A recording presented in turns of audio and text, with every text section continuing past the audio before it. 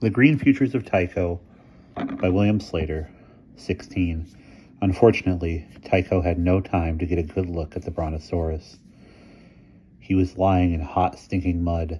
A heavy mist hung over the world, dimming the intense orange glare of a gigantic sun billowing angrily on the horizon. The air was thick and strange, unpleasant to breathe, but at least it was not water. He inhaled deeply. Just in front of him, a being moved through the swamp. Tycho shook the water out of his eyes. There was a group of the creatures, and the one near him was the last in line. It was green. It had veiny, wrinkled bumps on its body and little snout-like protuberances. Where had he seen something like it before? Its only garment was a kind of metallic purse with many pouches and pockets. It had taken something out of one of the pouches and was in the act of dropping it on the ground. Something very plain and gray, vaguely egg-shaped.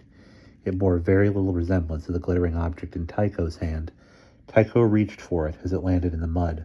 Almost as if it were alive, it wriggled away from him, seeking to bury itself in the slime. Tycho's hand went after it, but it was slippery and squirmed out of his fingers. Tycho wanted to cry out of frustration, but he couldn't let the being know he was there.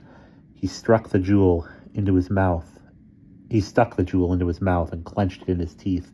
He plunged his other hand into the mud and firmly cupped the egg in both palms.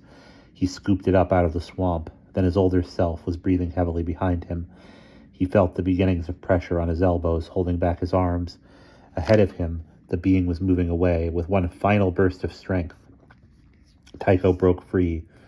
He stretched out his arms, wondering what was going to happen next. He dropped the egg back into the pouch from which it had been taken.